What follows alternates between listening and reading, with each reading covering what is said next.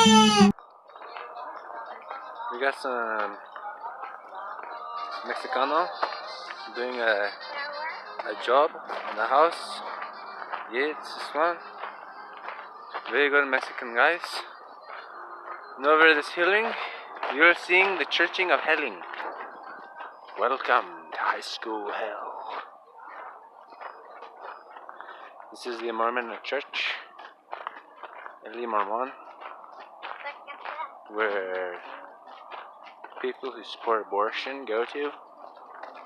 Yep, all of them, all the people that go in this church, all sustain and support abortion, as well as Russell M. Nelson, who is your current leader.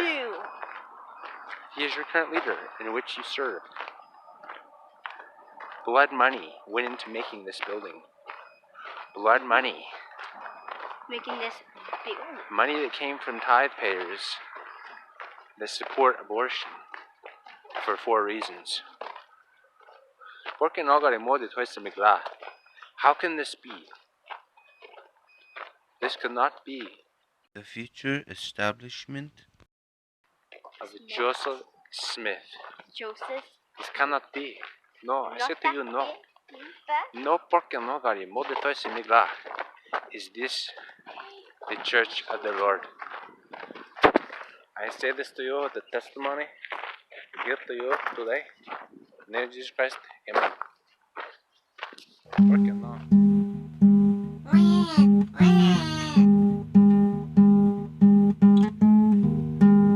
Everyone, my name is Jeff. I'm the first counselor of the Settinginorder Church. The original church set ordered by Joseph Smith, the one mighty and strong, through his descendants, which aid him in the Settinginorder. And today, we're going to climb up this hill. And I've come upon discovery of population control, and a discovery, of population control and a cult. So we're going to walk up here and see where it is. Yeah, let's do this. So we're trekking up this hill.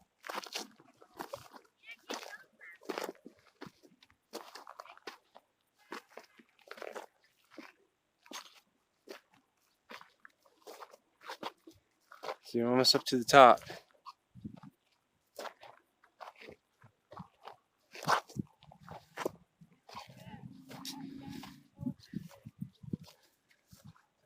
So here's what I'm talking about. Population control. Whew, that was a long climb.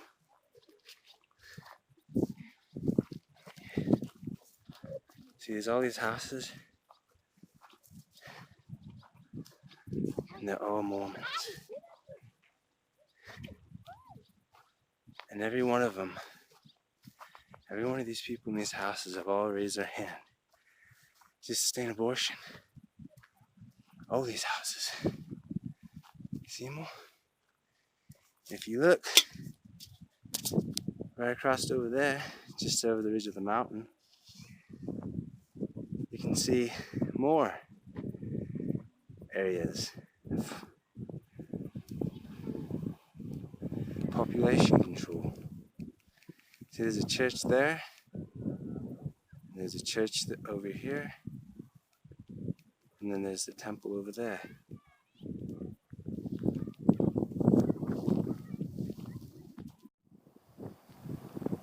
Now, the way that I'm saying this is population control is because all these people believe and support abortion and birth control,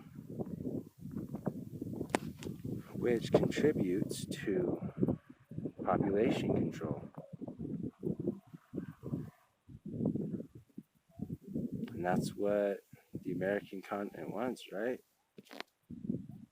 They want population control. And so the Mormon Church contributes to population control through abortion and through birth control. Abortion and birth control. So now we're going to go down and we're going to see where all of these murderous people meet. As you can see behind me, where all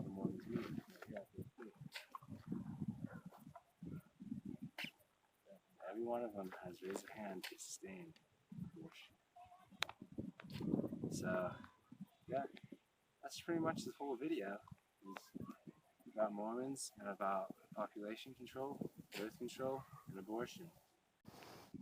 It's also been told that the people in this valley out here once was covered by water. If you look down, it would look like we're in that valley. You see, we live up here,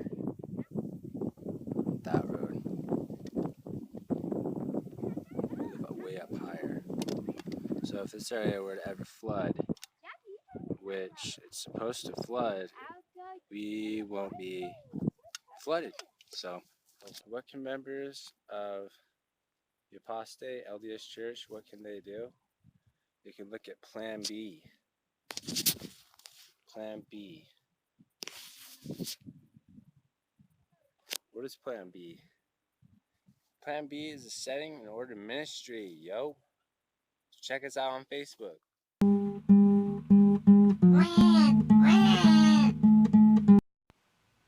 Abortion. Overview. Human life is a sacred gift from God. Elective abortion for personal or social convenience is contrary to the will and the commandments of God. Church members who submit to, perform, encourage, pay for, or arrange for such abortions may lose their membership in the church. In today's society, abortion has become a common practice, defended by deceptive arguments. Latter-day Prophets have denounced abortion, referring to the Lord's declaration, "Thou shalt not kill, nor do anything like unto it." Doctrine and Covenants 59:6. Their counsel on the matter is clear. Members of the Church of Jesus Christ of Latter-day Saints must not submit to, perform, encourage, pay for, or arrange for an abortion. Church members who encourage an abortion in any way may be subject to church discipline. Church leaders have said that some exceptional circumstances may justify an abortion, such as when pregnancy is the result of incest or rape, when the life or health of the mother is judged by competent medical authority to be in serious jeopardy, or when the fetus is known by competent medical authority to have severe defects that will not allow the baby to survive beyond birth. But even these circumstances do not automatically justify an abortion. Those who face such circumstances should consider abortion only after consulting with their local church leaders and receiving a confirmation through earnest prayer.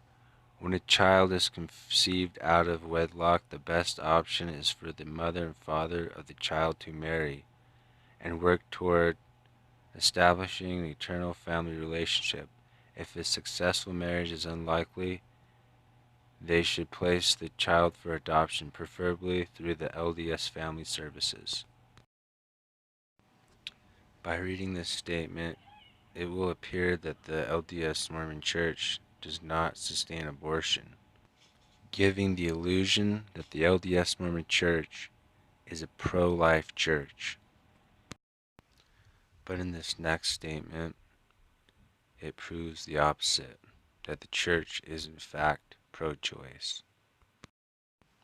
In the LDS Mormon Church, you can abort when pregnancy is the result of incest or rape, when the life or health of the mother is judged by competent medical authority to be in serious jeopardy, or when the fetus is known by competent medical authority to have severe defects that will not allow the baby to survive beyond birth.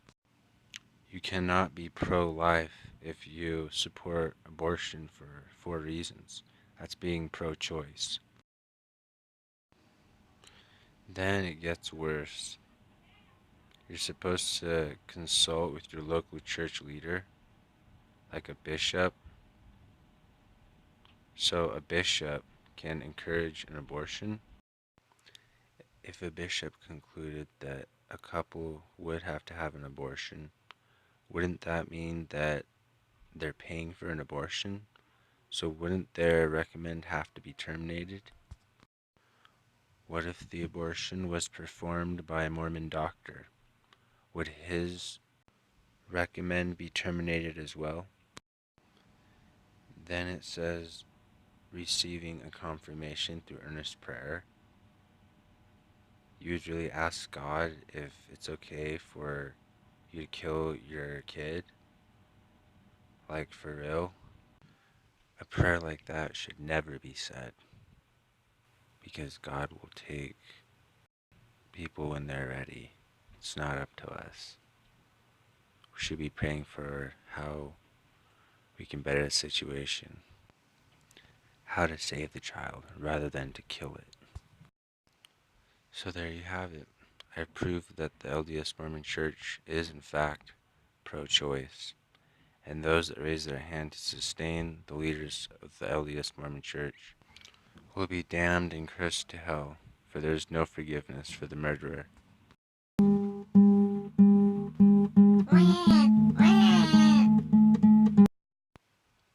Birth control. Overview.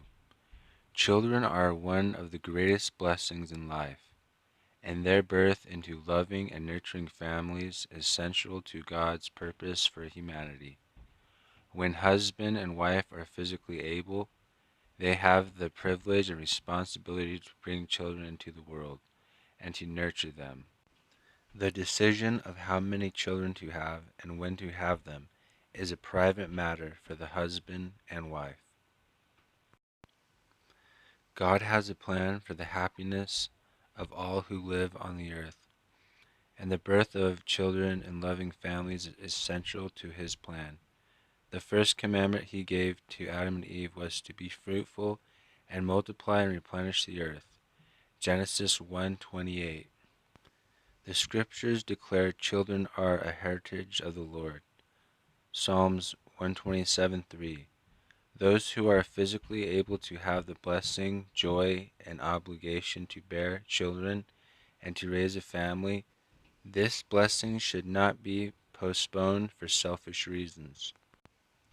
Sexual relations within marriage are not only for the purpose of procreation, but also a means of expressing love and strengthening emotional and spiritual ties between husband and wife.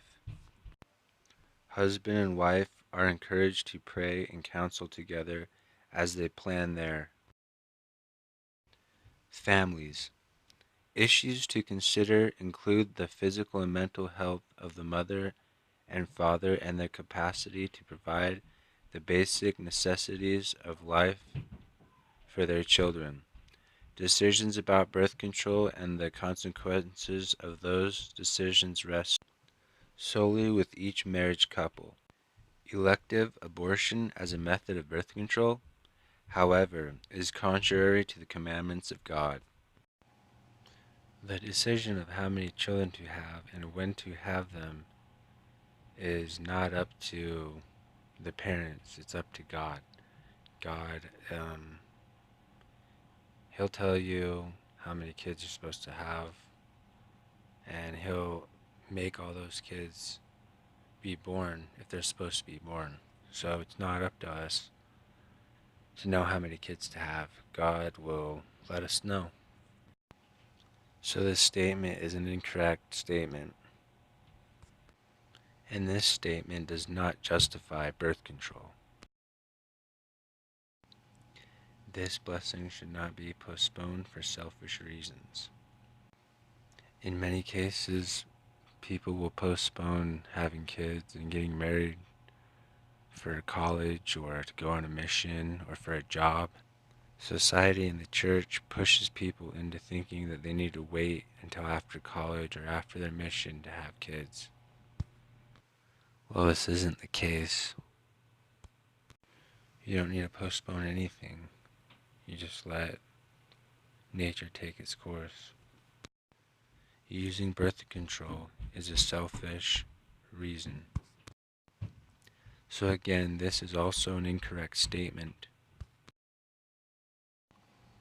Decisions about birth control and the consequences of those decisions rest solely with each married couple. What does this mean? What are the consequences of birth control? Well, for one, it's murder, because you're preventing life from coming. So if a woman's supposed to have 8 to 10 kids, and she only had 1 or 2, then the missing kids were murdered. And there's no forgiveness for the murderers, so murderers go to hell. 2, when women take the birth control pill, they are getting excess estrogen. And so when they go to the bathroom, all the excess estrogen gets put into the sewage. And then from there, that sewage that has the excess estrogen in it from the birth control pills goes to the water treatment plant. And at the water treatment plant, they don't filter for estrogen. They can filter all the medications, but it costs too much to filter out the estrogen. So the estrogen gets dumped into local rivers, lakes, and streams. In these local lakes, rivers, and streams where filtered water containing estrogen was dumped, fish were found to carry traits of both male and female. Male carrying traits of female fish and female fish carrying traits of male fish. So the excess estrogen from birth control gets in the water supply, therefore gets into the food supply, causing an epidemic of excess estrogen in the water and food supply, as well as in the plastic we use, the clothes we wear, and in the air we breathe, causing an epidemic of gays and lesbians, transgenders, etc. Using birth control is selfish and causes estrogen pollution, causing women to become more masculine and men to become more feminine. The LDS Mormon Church believes that being gay or lesbian is sinful, but how can you say that when you're supporting and actually helping future members of the church become gay or lesbian through birth control? And yet leaders of the church, bishops, general authorities look down and despise gays and lesbians when they are unaware that their own people are continuing this act through birth control, contributing to the gay and lesbian epidemic. The only decision that should be made is to not use birth control. There's nothing else to say about it. It's just bad stuff. It's unchristlike and immoral to use, and this statement is also incorrect. Elective abortion as a method of birth control, however, is contrary to the commandments of God. Elective abortion. What does this mean? An elective abortion is the interruption of a pregnancy before the 20th week of gestation, at the woman's request for reasons other than maternal health or fatal disease. Most abortions in the United States are performed for this reason. So in this statement, it says elective abortion as a method of birth control is contrary to the commandments of God, but yet in the abortion statement, it says the complete opposite. Here it's stating that you can use elective abortion in cases such as incest or rape, or when the life or health of the mother is judged by a competent medical authority to be in serious jeopardy, or when the fetus is known by competent medical authority to have severe defects that will not allow the baby to survive beyond birth. In these statements, up front, they are feeding you the lie. They're sugarcoating it and leaving the truth at the end. Here it says that you cannot use elective abortion, but in the abortion statement, it says that you can abort for the 4 reasons. The church likes to put up a front that they are pro-life, but the facts show the Mormon church is pro-choice.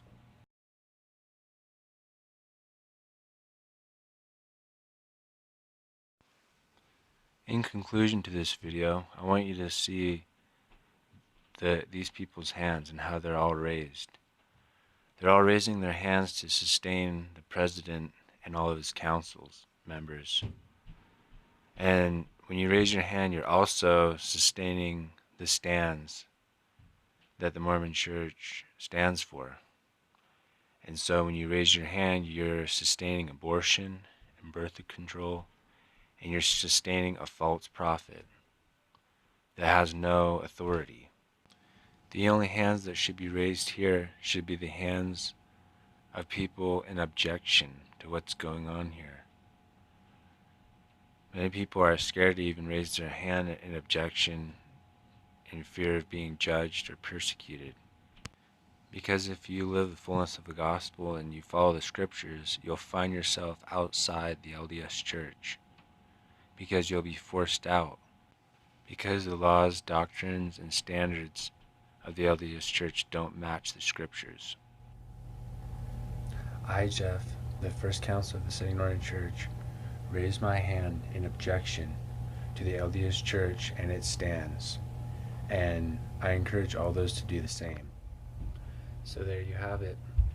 I've given you all the information you need to know about the LDS Church and how you can be saved. So check us out on Facebook, leave comments below, subscribe, and like for more. Thanks. To learn more, check out the Setting in Order Mormon on Facebook. Also check out my other pages. Links will be in the bio. Thanks for watching. Don't forget to subscribe, like, and comment for more.